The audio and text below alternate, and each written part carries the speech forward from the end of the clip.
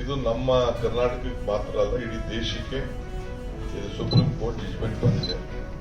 ಅದು KRC ಅವರು ನಮ್ಮ ಚೀಫ್ ಸೆಕ್ರೆಟರಿ ಪದವರೇ, ಚೀಫ್ ಸೆಕ್ರೆಟರಿ ನಮ್ಮ ಎಲ್ಲ ಇಲಾಖೆಗಳಿಗೂ ಕಳಿಸ್ಕೊಟ್ಟಿದ್ದಾರೆ. ಸೊ RDPR ಅವ್ರಿಗೂ ತೊಂದರೆ ಆಗ್ತಾ ಇದೆ, ನಮ್ಮ ಅರ್ಬನ್ ಡೆವಲಪ್ಮೆಂಟ್ಗೂ ತೊಂದರೆ ಆಗ್ತದೆ, ಬೆಂಗಳೂರಿಗೂ ತೊಂದರೆ ಆಗ್ತದೆ, ಪಬ್ಲಿಕ್ ತೊಂದರೆ ಆಗ್ತದೆ. ಇಲ್ಲಿವರೆಗೂ 2.5 ಲಕ್ಷ ಜನ ವಿದ್ಯುತ್ ಶಕ್ತಿ ಕರೆಂಟ್ ಇದಕ್ಕೋಸ್ಕರ ಅವರು ಪೆಂಡಿಂಗ್ ಹಾಕಿದ್ದಾರೆ. ಪ್ಲಾನ್ ಸ್ಯಾಂಕ್ಷನ್ ಮಾಡದೆ ಬಿಲ್ಡಿಂಗ್ ಅಲ್ಲಿ ಕಟ್ಕೊಟ್ಟಿದ್ದಾರೆ, ಹಳ್ಳಿಗಳಲ್ಲೂ ಕಟ್ಕೊಟ್ಟಿದ್ದಾರೆ. ಇದೇನ್ ಮಾಡಬೇಕು ಅಂತೇಳಿ. ಸೊ ನಾನು ಕಾನೂನು ತಜ್ಞರ ಹತ್ರ ಕೂಡ ನಾನು ಇದ್ರ ಬಗ್ಗೆ ಮಾತಾಡಿದ್ದೇನೆ, ಅವ್ರಿಗೂ ಮಾತಾಡ್ತಾ ಇದ್ದೀನಿ. ಅವ್ರಿಗೂ ಕೂಡ ನೀವು ಸಲಹೆ ಕೊಡಬೇಕು, ಯಾವ ರೀತಿ ಸಾರ್ವಜನಿಕರಿಗೆ ಸಹಾಯ ಮಾಡಬೇಕು ಅಂತ. ನಾನು ಮೇಜರ್ ರಿಕ್ವೆಸ್ಟ್ ಮಾಡೋದು, ದಯವಿಟ್ಟು ಪ್ರಾರ್ಥನೆ ಮಾಡ್ತಾ ಇದ್ದೀನಿ ರಾಜ್ಯದ ಜನತೆಗೆ, ಪ್ಲಾನ್ ಸ್ಯಾಂಕ್ಷನ್ ಇಲ್ಲದೆ ಯಾರು ಮನೆ ಕಟ್ಕೊಳಕ್ ಹೋಗ್ಬೇಡಿ. ಪಂಚಾಯತಿ ಇರ್ಬೋದು, ಮುನ್ಸಿಪಾಲಿಟಿ ಇರ್ಬೋದು, ಕಾರ್ಪೊರೇಷನ್ ಇರ್ಬೋದು, ಎಲ್ಲೇ ಆಗಲಿ ಇದು ಬಹಳ ಕಷ್ಟ. 98 ಕೋಟಿ ಅವಶ್ಯಕತೆ ಇದೆಯಾ ಈ ಕಾವೇರಿ? ಆಯ್ತು, ಕುಮಾರಣ್ಣನೇ ನಮ್ಗೆ ಇದನ್ನ ಡಿಸ್ನಿಲ್ಯಾಂಡ್ ಮಾಡಬೇಕು ಅಂತ ಹೇಳಿ ಅವರನ್ನು ಹೇಳಿದ್ರು. ಡಿಸ್ನಿಲ್ಯಾಂಡ್ ಕುಮಾರಣ್ಣನೇ ಹೇಳಿದ್ರು. ಜಿಲ್ಲಾ ಸಂಸದರ ಸಪೋರ್ಟ್ ಇದೆ, ಒಪ್ಪಿಗೆ ಸರ್. ಈ ಪ್ರಪೋಸಲ್ ಯಾರ್ದು? ಸಂಸದರ ಒಪ್ಪಿಗೆ ಇದೆ ಸರ್. ಯಾರ್ದು ಹೇಳಿ? ಒಪ್ಪಿಗೆ ಇದೆಯಾ? ಒಂದ್ ಪಾರ್ಟಿ ಒಂದ್ ಕಡೆ ಇರ್ತದೆ, ನೀನ್ ಚೆನ್ನಾಗಿ ಬೆಳಿತೀಯಾ ಅಂತ ಅನ್ನೋದು ನಿನ್ ಮೇಲೆ ಬಗ್ಗೆ ಒಂದು ಅಪಸ್ವರ ಇದ್ದೇ ಇರ್ತದೆ. ಅದಕ್ಕೆಲ್ಲ ತಲೆ ಕೆಡಿಸ್ಕೊಳ್ತಾಗ್ತದೆ. ಯಾತ್ರಿಗಳು ಎಷ್ಟು ಲಕ್ಷ ಬರ್ಬೋದ ನಿರೀಕ್ಷೆ ಇದೆ ಸರ್? ನಾವು ಒಂದು 10,000 ಜನ ಸೀಟಿಂಗ್ ಅರೇಂಜ್ಮೆಂಟ್ ಮಾಡಿದೀವಿ. ಡೈಲಿ ವಾರಕ್ಕೆ 3 ದಿನ ಮಾಡಬೇಕು ಅಂತ ಸದ್ಯಕ್ಕೆ ಯೋಚನೆ ಮಾಡಿದೀವಿ. ವಾರಕ್ಕೆ ದಸರಾ ಒಂದು ತಿಂಗಳು ಕಂಪ್ಲೀಟ್ ನಡೀತದೆ. ಸೊ ಯಾರು ಬೇಕಾದ್ರೂ ಬರ್ಬೋದು. ಒಂದ್ ಪಾರ್ಟ್ ಸ್ವಲ್ಪ ಟಿಕೆಟ್ ಇಡ್ತೀವಿ, ಒಂದ್ ಪಾರ್ಟ್ ಫ್ರೀ ಇಡ್ತೀವಿ.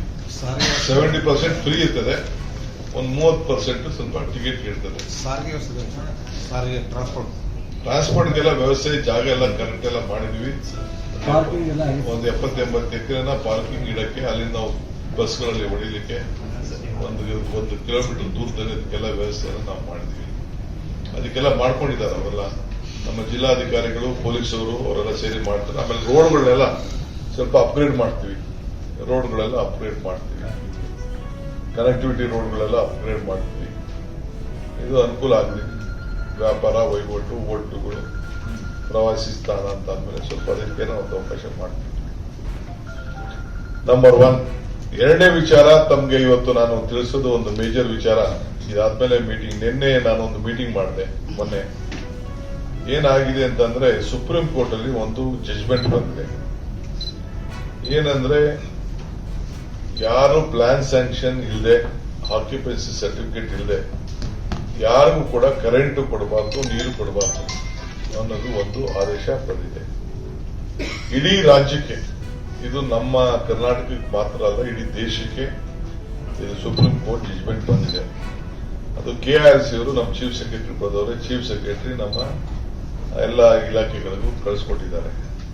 ಸೊ RDPR ಅವ್ರಿಗೂ ತೊಂದರೆ ಆಗ್ತಾ ಇದೆ, ನಮ್ಮ ಅರ್ಬನ್ ಡೆವಲಪ್ಮೆಂಟ್ಗೂ ತೊಂದರೆ ಆಗ್ತದೆ, ಬೆಂಗಳೂರಿಗೂ ತೊಂದರೆ ಆಗ್ತದೆ, ಪಬ್ಲಿಕ್ ತೊಂದರೆ ಆಗ್ತದೆ. ಇಲ್ಲಿವರೆಗೂ 2.5 ಲಕ್ಷ ಜನ ವಿದ್ಯುತ್ ಶಕ್ತಿ ಕರೆಂಟ್ ಇದಕ್ಕೋಸ್ಕರ ಅವರು ಪೆಂಡಿಂಗ್ ಹಾಕಿದ್ದಾರೆ. ಪ್ಲಾನ್ ಸ್ಯಾಂಕ್ಷನ್ ಮಾಡದೆ ಬಿಲ್ಡಿಂಗ್ ಅಲ್ಲಿ ಕಟ್ಕೊಟ್ಟಿದ್ದಾರೆ, ಹಳ್ಳಿಗಳಲ್ಲೂ ಕಟ್ಕೊಟ್ಟಿದ್ದಾರೆ. ಇದೇನ್ ಮಾಡಬೇಕು ಅಂತೇಳಿ. ಸೊ ನಾನು ಕಾನೂನು ತಜ್ಞರ ಹತ್ರ ಕೂಡ ನಾನು ಇದ್ರ ಬಗ್ಗೆ ಮಾತಾಡಿದ್ದೇನೆ, ಅವ್ರಿಗೂ ಮಾತಾಡ್ತಾ ಇದ್ದೀನಿ. ಅವ್ರಿಗೂ ಕೂಡ ನೀವು ಸಲಹೆ ಕೊಡಬೇಕು, ಯಾವ ರೀತಿ ಸಾರ್ವಜನಿಕರಿಗೆ ಸಹಾಯ ಮಾಡಬೇಕು ಅಂತ. ನಾನು ಮೇಜರ್ ರಿಕ್ವೆಸ್ಟ್ ಮಾಡೋದು, ದಯವಿಟ್ಟು ಪ್ರಾರ್ಥನೆ ಮಾಡ್ತಾ ಇದ್ದೀನಿ ರಾಜ್ಯದ ಜನತೆಗೆ, ಪ್ಲಾನ್ ಸ್ಯಾಂಕ್ಷನ್ ಇಲ್ಲದೆ ಯಾರು ಮನೆ ಕಟ್ಕೊಳಕ್ ಹೋಗ್ಬೇಡಿ. ಪಂಚಾಯತಿ ಇರ್ಬೋದು, ಮುನ್ಸಿಪಾಲಿಟಿ ಇರ್ಬೋದು, ಕಾರ್ಪೊರೇಷನ್ ಇರ್ಬೋದು, ಎಲ್ಲೇ ಆಗಲಿ ಇದು ಬಹಳ ಕಷ್ಟ.